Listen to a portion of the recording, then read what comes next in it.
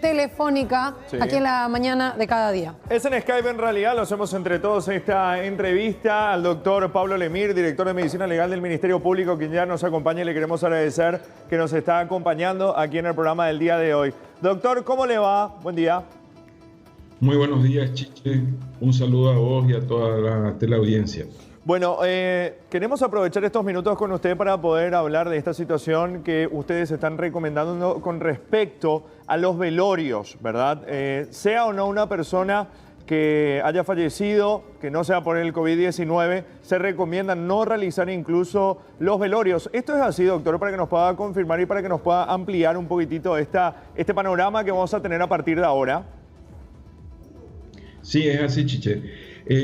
Antes de ayer, el 15 de este mes, el Ministerio de Salud Pública y Bienestar Social, a través del COE, que es el Consejo Operativo de Emergencia de Salud Pública, que hace prácticamente cierto grado de la rectoría en cuanto a los protocolos de actuación durante la pandemia, etcétera, etcétera, ha sacado un documento que integra todos los protocolos anteriores que se tenían con relación a lo que es el manejo de cadáver, y ya no solamente habla de o se refiere a los cadáveres que fallezcan o las personas que fallezcan por coronavirus positivo o sospechosos de portadores de este virus.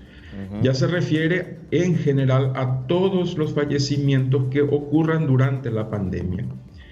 Y tiene distintos aspectos este protocolo que van desde cómo hacer de cómo se confecciona o quién confecciona el certificado de defunción, pasando por los equipos de protección individual que tienen que tener la gente que trata con un fallecimiento, hasta terminar en lo que nadie quiere, que es el manejo de cadáveres en situación de muertes masivas.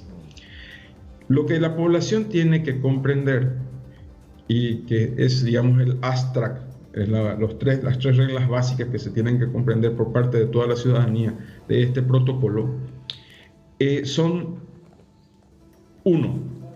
Ya no habrá velatorios durante la pandemia, ya sea que la persona haya fallecido por coronavirus o no. ¿Y esto se debe a qué? En este momento tenemos circulación viral.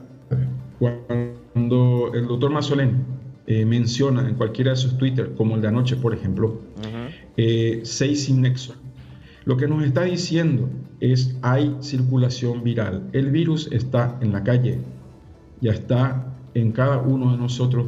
Cualquiera puede tener el virus, así no tenga síntomas. Por lo tanto, nosotros no podemos saber si esa persona que falleció, por ejemplo, por un accidente de tránsito, o por cáncer, o por diabetes, o por un accidente cerebrovascular, tenía también o era portadora también asintomática del virus. Es decir, el cadáver puede estar infectado sin que nosotros lo sepamos. Las personas que están concurriendo al velatorio, ya sea la familia reducida, cualquiera de ellos, pueden ser portadores del virus. Entonces, si estamos haciendo un velatorio, estamos creando un foco de exposición viral, y más aún tomando en cuenta las costumbres tradicionales que tenemos en Latinoamérica y sobre todo en Paraguay. En Paraguay, lo más normal en un velatorio es que la gente se acerque, toque el cadáver, le dé un beso, se acerquen la gente a los deudos, les abracen, lloren con ellos, etc. Es decir, estamos creando un foco de exposición. Por lo tanto, durante la pandemia no tendremos más velatorios. Segunda regla durante la pandemia: todos los cuerpos que vayan a parar a cajones, ya sea que este cajón tenga como destino ser enterrado o tenga como destino estar en un columbario, tendrán que ir con el modo cajón sellado. ¿Qué significa esto? El cajón de madera, por dentro la chapa, y esa chapa sellada. Esto también tiene su razón de ser. ¿Cuál es la razón de ser? Que independientemente de la causa de muerte, ese cuerpo, esa persona fallecida puede ser portador del virus. Entonces, mínimamente se tienen que seguir los lineamientos como si fuese un coronavirus positivo o un caso confirmado. Ya. Y la tercera cuestión que se tiene que tener en cuenta durante la pandemia es que los intendentes, a partir de este protocolo, reciben la instrucción de que ya no exista horario hábil solamente en los cementerios. Se tendrá que enterrar incluso en horarios inhábiles. Eso significa las 24 horas del día tienen que estar abiertos los cementerios para las inhumaciones o los entierros. Esto tiene su razón de ser en que en algún momento dado, así como está subiendo la curva, también en algún momento dado vamos a tener mucha mayor cantidad de muertes. No nos olvidemos que además de las muertes por coronavirus, la gente se va a seguir muriendo por las cosas habituales, ya sea porque llegó su hora, como dicen la gente comúnmente, ya sea porque tenía un cáncer, etcétera, etcétera. Entonces, podemos llegar a tener el riesgo de que se empiecen a acumular cajones para enterrar si estamos esperando a que sea mañana recién para que se abra de vuelta el cementerio y se pueda volver a enterrar. Doctor Lemir. Sí. Me escucha. Se establecen protocolos, eso está clarísimo para la gente que falleció a consecuencia del COVID-19. Cremación, bajo tierra, como mínimo 3 metros de profundidad, cajón sellado, en una bolsa mortuoria también sellada. También el féretro se puede meter en un panteón donde las urnas estén bien selladas con cemento y una pared de 15. Ahora, la consulta es la siguiente, doctor. Si un joven fallece en un accidente de tránsito, por ejemplo, o alguien fallece por otras circunstancias ajenas al COVID, y el familiar también tiene que conseguir un féretro sellado, una bolsa mortuoria, y si quiere meterlo a un panteón, esa urna tiene que estar sellada también, igual que para la persona que haya fallecido por el COVID. Lo único que probablemente no necesite sea la bolsa mortuoria. El resto de lo que está diciendo es correcto. O sea que también a la hora de llevar el cuerpo hasta el cementerio también debe tener este grosor de 15 centímetros. Sí, no importa que la persona haya fallecido por eso. Reglas ya, ahora esa es la gran diferencial con este protocolo. Las reglas son uniformes. La única diferencial va a ser que si tenemos un caso coronavirus confirmado o sospechoso, una fuerte sospecha, eso va a ir en bolsa también mortuoria, aparte del resto de las cosas. Después el resto de las reglas son genéricas, independientemente que tratemos de coronavirus positivo o no. Ya. Si hablamos en un momento normal, exceptuando la situación del coronavirus, doctor, ¿de cuántas muertes podemos hablar anualmente acá en Paraguay? Porque esto puede llegar a colapsar. Normalmente el promedio, hay algunos años que se mueren más gente y otros años que se mueren menos, pero normalmente en Paraguay fallecen 9.000 personas al año. 9.000 personas por año. Por año. Sí, por año.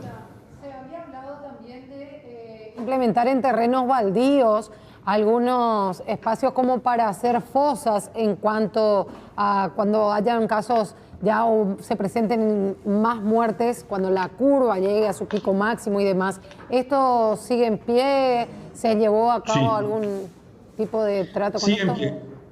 Sí, en pie, forma parte de este protocolo justamente lo que estaba mencionando, y lo que acá se asigna es establecer el punto de quiebre. ¿Qué es el punto de quiebre? Cada municipio tiene que tener, en conjunto con Salud Pública, de hecho ya lo están teniendo varios de los municipios, algunos todavía el intendente no se está acercando o no se establece el contacto entre el director de la región sanitaria y el intendente, pero la mayoría de los municipios sí lo hacen. Tienen que tener lo que se llama el COE regional, así como nosotros tenemos el COE nacional.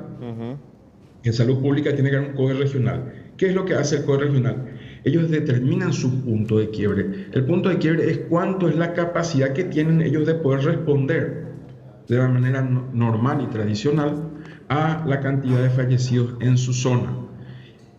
¿Por qué se deja esa asignación al intendente y al director del hospital regional y al médico forense delegado regional de la zona? Porque las realidades son muy diferentes. Les voy a citar simplemente 3 ejemplos para que se comprenda. Asunción, capital de la República del Paraguay, en este mismo momento sus cementerios están colapsados ya. Y eso es desde hace años.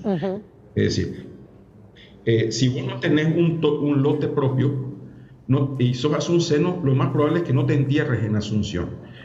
Probablemente tengas de repente contrate una funeraria que te va a llevar a enterrar en Lambaré, en Villa Lisa, en Luque, etcétera, pero ya no en Asunción, porque no hay lugar en los cementerios de Asunción. Esa es una realidad de Asunción. Y otra realidad se tiene, por ejemplo, en Alto Paraguay y Boquerón, donde sí hay terrenos para municipales para enterrar en el cementerio, pero ahí no tienen funeraria. Entonces, su realidad local es diferente. El protocolo establece cómo hacer esos lugares. Son normalmente terrenos municipales y se les denomina no fosas comunes, se les llama de cementerios humanitarios. Está establecido cuánto es la profundidad que tienen que tener, cómo se hacen los lugares para enterrar, etcétera, etcétera. Y en ese caso particular ya no se usa cajón, se usa doble bolsa mortuoria.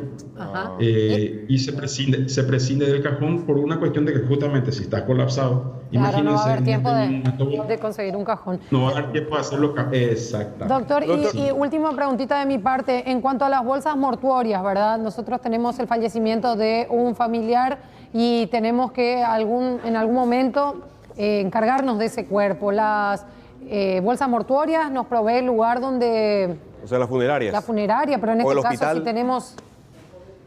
En este momento las funerarias y en algunos casos individuales, cuando ocurra, probablemente lo proveerá Salud Pública, ¿verdad?